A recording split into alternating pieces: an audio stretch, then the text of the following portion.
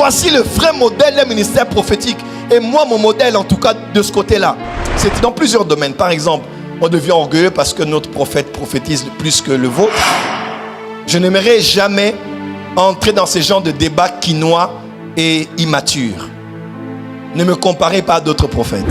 Je dis des fois à mes amis, même de Katanga, même des fois de Génération Joël, on était à Paris, j'ai rencontré mon frère Charles Passot, il fait des millions de personnes dans ses réunions.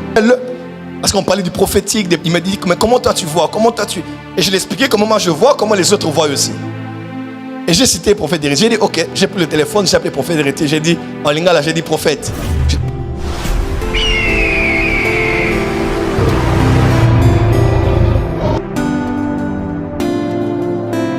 D'une église, les fidèles d'une église prophétique. Quatrième erreur que commettent les fidèles d'une église prophétique. La quatrième est celle-ci.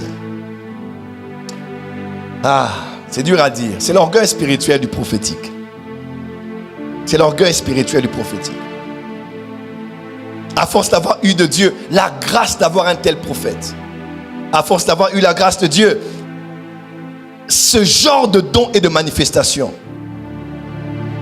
à force d'avoir trouvé grâce aux yeux de Dieu, de vivre de telles manifestations, une des choses qui nous prend des fois, c'est l'orgueil spirituel. Quand on est membre d'une église qui expérimente le prophétique. Dans plusieurs domaines. Par exemple, on devient orgueilleux parce que notre prophète prophétise plus que le vôtre. Je n'aimerais jamais entrer dans ces genres de débats quinois et immatures. Ne me comparez pas à d'autres prophètes. Il est écrit, il a donné à l'église des apôtres et des prophètes. Pas un prophète, des prophètes. N'est-ce pas? Quand on dit des prophètes, il y a deux dimensions. Il y a la multiplicité et la diversité. Ça veut dire, il y a plusieurs prophètes en nombre. Et deuxièmement, ils sont différents les uns des autres. Un manguier, si vous sortez, vous cherchez un manguier, peut avoir 500 feuilles, mais les feuilles ne se ressemblent pas. Même les jumeaux les plus parfaits n'ont pas le même code génétique, n'ont pas forcément les mêmes empreintes digitales. Quelqu'un me suit? Il dit, on peut tous être prophètes, mais chacun a sa grâce. À Kinshasa, vous allez voir des fois, à Kinshasa, Katanga, je dis des fois à mes amis même de Katanga, même des fois de Génération Joël, des fois ces compétitions-là de dire, non, on prophétise plus que eux, qui a fait le plus puissant service prophétique, qui voit le plus, qui voit ceci. Il est écrit, nous prophétisons en partie et nous connaissons en partie. Christ a fait les choses comme ça. Et nous tous, on se connaît. Moi, je connais par exemple que moi, je suis fort. Bon, moi, je suis très polyvalent. Mais je suis plus fort dans tel domaine. Il y a un autre domaine là. Par exemple, le prophète héritier. Le prophète héritier, lui, si tu le mets face à quelqu'un d'autorité, ou à un riche, ou un politicien. On était à Paris, j'ai rencontré mon frère Charles Passot, qui est l'homme qui tient le Bénin aujourd'hui. Il fait des millions de personnes dans ses réunions. Dis amen bien. En tout cas, il est terrible. Prophétise aussi très fort. Et pendant qu'on parlait, puis je l'ai cité dans le prophète héritier. J'ai dit, d'ailleurs, j'appelle le prophète héritier maintenant, il va dire quelque chose sur toi. Il dit, ah bon, appelle-le. Parce qu'on parlait du prophétique, il me dit, mais comment toi tu vois, comment toi tu... Et je lui ai expliqué comment moi je vois, comment les autres voient aussi. Et j'ai cité le prophète héritier, j'ai dit, ok, j'ai pris le téléphone, j'ai appelé le prophète héritier, j'ai dit, en lingala, j'ai dit, prophète, je te connecte avec quelqu'un de grand ici, vois. En tout cas, fais tout maintenant la voix. Tu dois voir. Il dit, ok vieux, ok d'accord vieux. J'ai dit, tu dois voir. Donc débrouille-toi. Même si tu es où n'importe où, la connecte-toi, vois maintenant. Et quand j'ai passé seulement, il a dit, ok d'accord, on va prier. Maman était là, en plein restaurant, il a commencé à prier. Là, maman, Jesus, Amen. Ok d'accord, c'est bon, merci homme de Dieu. Il dit, vous devez rentrer au Cameroun. Voilà la ville où vous devez aller prier. C'est la ville originaire de cet homme. Il donne le nom de village. D'ailleurs, ça fait même pas 2 mois ici. Tu as été face à des gens qui te vendent un jet privé. Ils donnent le nombre de places. Nous tous, on était là comme ça, on tremblait. J'ai dit, Mouriti. Donc, il a donné même le nom. Sa femme était en face. Il donne le nom de sa femme. Blandine, c'est ça? Il donne le nom. La femme bouge comme ça. Et il va dans d'autres détails. Il va dans les détails. Ouais. Donc, moi, je sais que lui, là, sa grâce est dans ce domaine. Quelqu'un m'entend?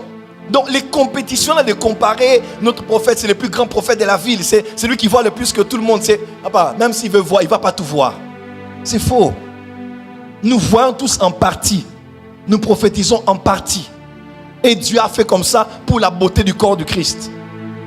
Quelqu'un peut dire Amen? Donc dire que non, Pierre, Barnabas, Silas, ou bien Paul. Qui est Paul? Qui est Barnabas? Qui est Silas? Nous sommes tous des serviteurs. L'un sème, l'autre arrose. Écoutez-moi, nous ne sommes pas les premiers prophètes dans cette ville. Après nous aussi, il y aura d'autres prophètes qui vont faire plus que nous. Donc il n'y a aucun sujet d'orgueil, il n'y a aucun sujet de devenir orgueilleux comme quoi, voilà, eux là-bas ils ont baissé, maintenant c'est nous qui sommes montés. C'est des choses charnelles. Et après on te donnera un trophée pour ça. Et après on t'appellera dans Mwanamboka. La première dame va te recevoir pour cela. Le chef de l'État te nommera chevalier de l'ordre de je ne sais pas ici dans ce pays. Mais non, la récompense est au ciel. Et la récompense, on l'aura si on a été humble sur la terre. Et on a travaillé avec intégrité de cœur pour donner la gloire à Jésus. Quel que soit ce qu'il fait avec nous. Dis à ton voisin, pas d'orgueil spirituel.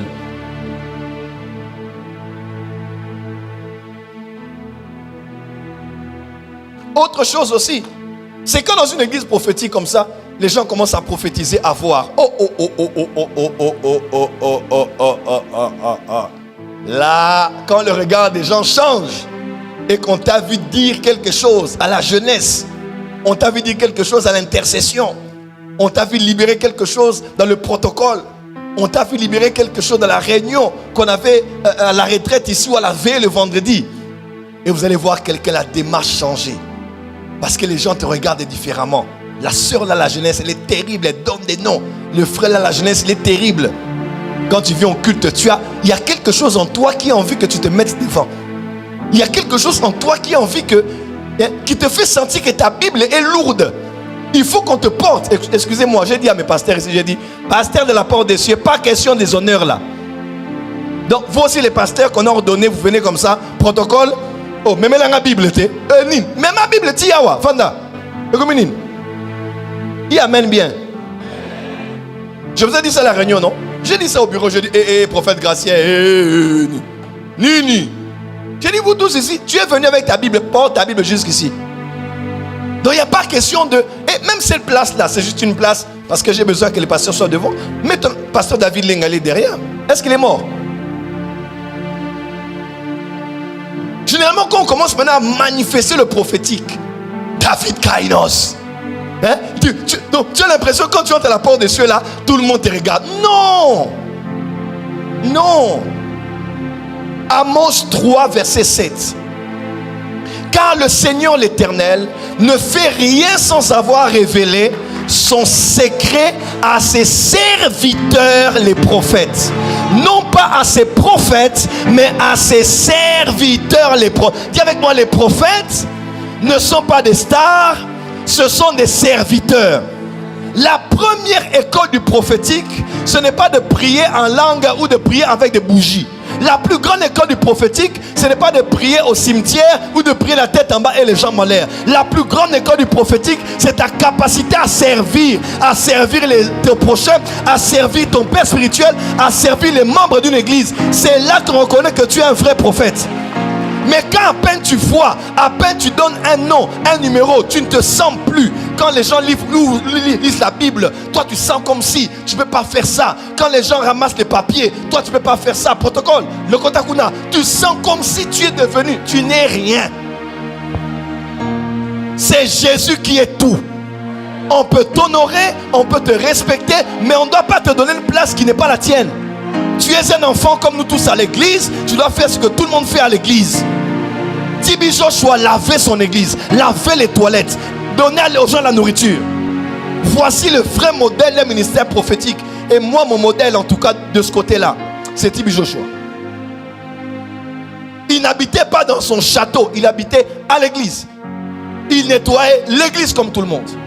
Mais regardez sa dimension prophétique. Qui est d'entre nous est à son niveau? La simplicité n'est pas incompatible à la puissance. Ah oui.